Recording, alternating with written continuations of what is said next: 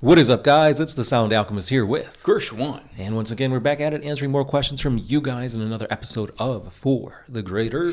This is a video series where we answer the questions left by you, the viewer. If you have a comment for us, question for us, comment down in the comment section below. Put question in front of your question because we get those questions first. This is the second time I fucked that up. I don't know how I do that. Anyways, guys, before we get into the questions, we wanted to say thank you guys so much for watching. We wanted to give back to our supporters in a big way. We've been doing this for like years and years on the One Mind Syndicate page, but now we switched it over to this channel so that you guys can focus on asking us questions and having this kind of like you and us talk. But we wanted to say a special thanks to our patrons who have been supporting us, and because of them that we been able to do like big things like buy camera equipment, lighting, all that kind of stuff. And we're giving away prizes this month. Yeah, today we have none other than the Warhammer 40K starter set, the one that pits the infamous Tyranids against the ever-iconic Space Marines. This is a beautiful, awesome, amazing box set because it has a ton of models, and honestly, I wouldn't want any other way to start to dip your toes into this hobby than this box set right here.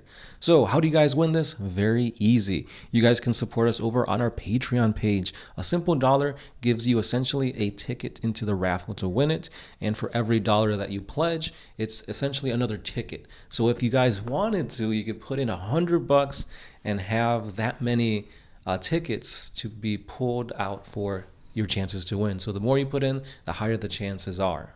Yes. Now the prize itself is only $100, but yeah, I probably wouldn't do a full 100. Well, but we are doing giveaways for the entire month, so that's four for the month. So technically, if you do, like, let's say we talked about this before, but if you put in a significant amount, the entries just keep going, so you would probably win multiple of these. So yeah, like $100 could get you over $100 of prizes. Way over 100 prizes.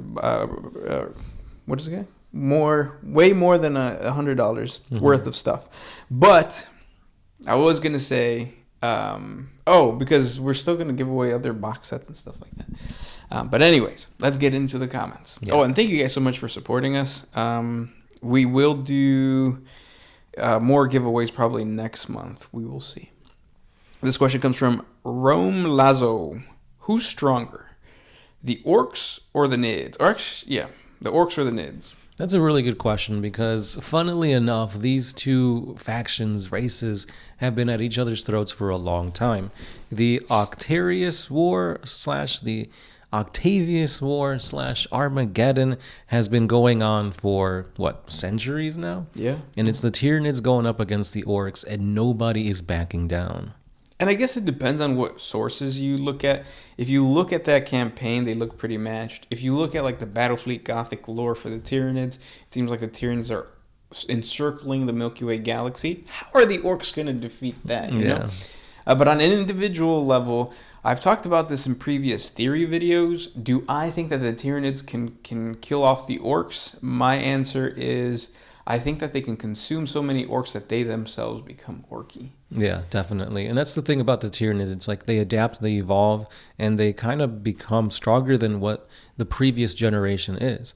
And a generation can last, hours before they're already mutating to something different? Oh, yeah. So it's like the Orks are fighting an ever-changing foe, and they're still doing pretty good. Yeah. And it's cool. This question is really cool because it makes you think of a lot of aspects of these factions that you don't normally think about. Because right now what I was thinking is like, what's the origin of the Orks again? Like, why are they so badass? And that's because they were biologically engineered by the old ones to be like a supreme warrior race. Not like humans, not like Eldar, not like where they're trying to be like all prissy and like, we want you to do art and all that kind of stuff. No, the Krork or the Ork were just straight up like, you guys.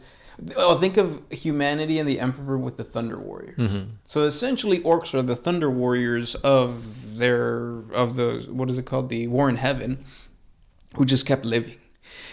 So they're biologically just perfect to live anywhere. They can, under any circumstance, they will grow, and they will continue to fight, and they're very aggressive. So when you put them up against an apex predator like the Tyranids, they butt heads. Like, they're still like not good. And then you look at what like the Tyranids are, and we don't really know the origins of the Tyranids. Yeah, Right? they came from outside the galaxy and they're making their way inside, and it's like everywhere they go, they just consume. Their main thing is to devour biomass and adapt, and it seems that the hive mind is just pushing them ever forwards, closer and closer to perhaps Terra. Yeah. So there seems to be no well, you just kind of like mentioned that like there could be a motive to that, but there's different hive fleets and different tendrils. So it could just be the motive of just consumption. Yeah. And then the orcs, the motive is killing. Right. So you have, it's not even like an unstoppable force meeting an unmovable object. It's like two unstoppable forces hitting each other. Right. What's going to happen? And I think the reality is that we're circling around the answer because we don't know who's better, the orcs or the Tyranids. If the orcs couldn't be defeated by the Eldar, the humanity, the Necrons, what do the Tyranids stand to beat them? Yeah, and the thing is, like the Tyranids, it seems like there's no end to them. Yeah. Whereas orcs, they kind of there's a certain amount of them. However, when they die, they pull out spores, right? Yeah. And then you get even more orcs that way. So it's almost, again, two unending forces going head to head again. I want to see what happens. Yeah. But I don't think GW will give us that. And the Games Workshop doesn't want to give us a Tyranid versus the orcs because they're two xeno races and they're xenophobic. Yeah. Games Workshop is xenophobic. They don't want to focus on aliens because they don't sell. Which means we, the consumers, are. We just love our Space Marines too much. That's where the money's at.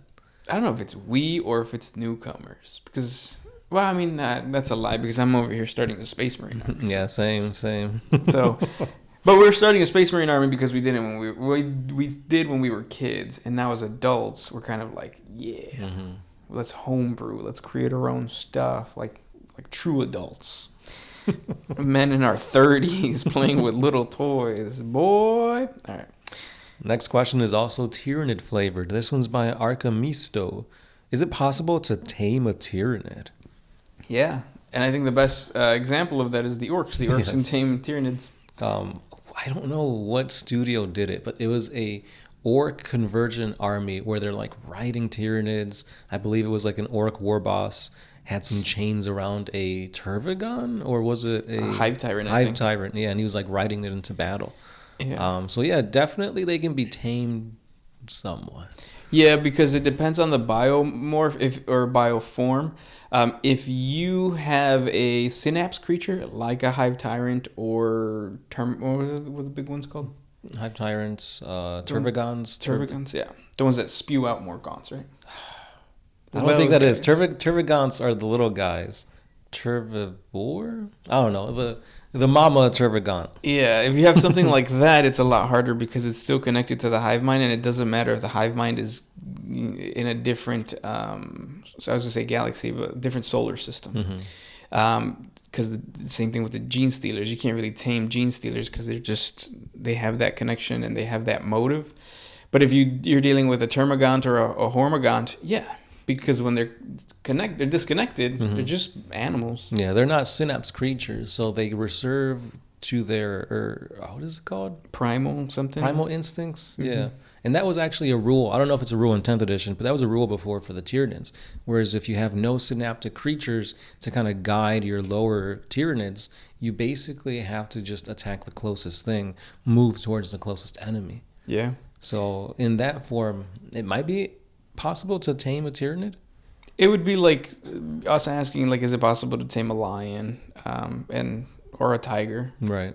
And the Tiger King did it. Why can't orcs or humanity? Yeah. But if it's like a Swarm Lord, a Neurothrope, like those are synapse creatures, so no, you won't be able to tame those. Yeah. You can still try and like goad them into doing your bidding, but at the same time, they're still going to try and attack back.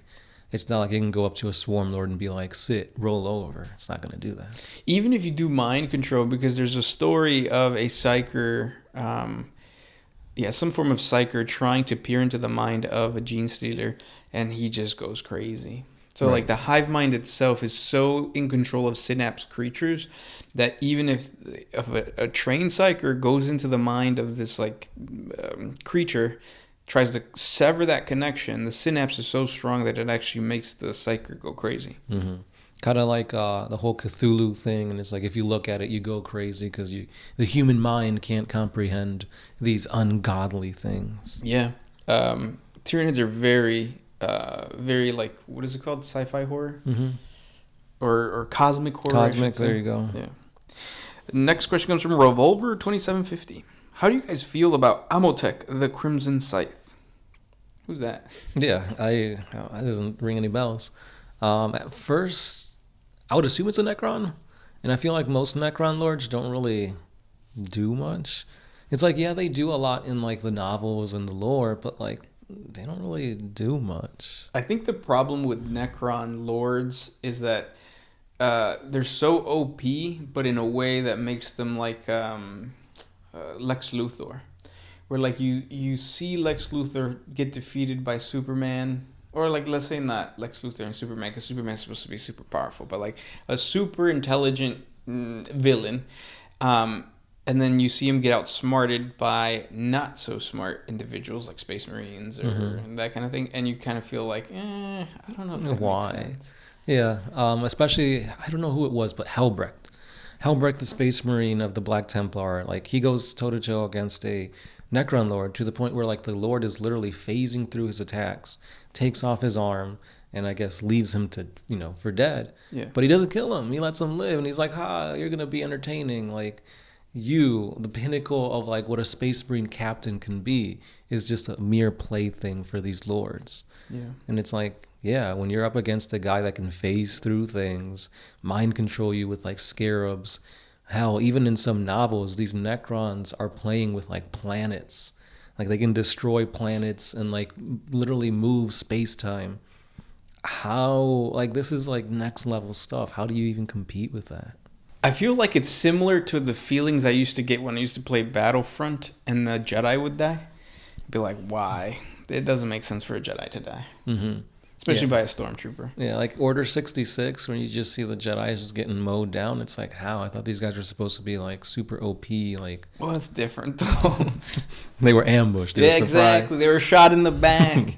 The dude was driving his little plane, and then the dude comes back and then... Yeah, I guess you could get into advantageous positions, and if you don't know, then you don't know, right? You get got. Yeah, but to say that an Imperial Guardsman can kill a Necron Lord, I don't know. I don't know, maybe it's just in my head. I don't know, because like whenever I see them in like animations and stuff, like for example the Tides episodes where you have the Salamander and the Ultramarine Apothecary going into the tomb and like rescuing the gene seeds from like their fallen brothers, I feel like, yeah, Necron warriors, they're slow, they're clunky, they don't really think for themselves because they have no like personalities. I could see that. But when it's like a super smart OP Necron Lord, they should be taking care of these guys easy. True. Like, I don't know why the Necrons are having such a hard time. I feel like they should easily take control of whatever they want. And in that series, like, the funny part is that the Lord is sending, like, what are they called? Marks? Death marks. Death marks to destroy it. I thought that was goofy. Yeah, and it's funny because, like, I think there's a point where, like, the Lord... comes up out of like some Necron face and he's like, you're gonna listen to me and I'm gonna, and then the dude just like stomps him out. It's like, I don't, like Space Marine doesn't care what you have to say. Yeah. He's literally a cartoon villain. But again, these guys should be like Giga Chad brain dudes, and they're not. Yeah. It's weird. But those were the questions for today. If you guys have more questions for us, please comment down below. Thank you guys so much for listening, and we'll hang out tomorrow. That's right, guys. Good luck in supporting us on Patreon and hopefully winning that awesome starter set. But as always, it's the Sound Alchemist here with Gershwin, and we are out.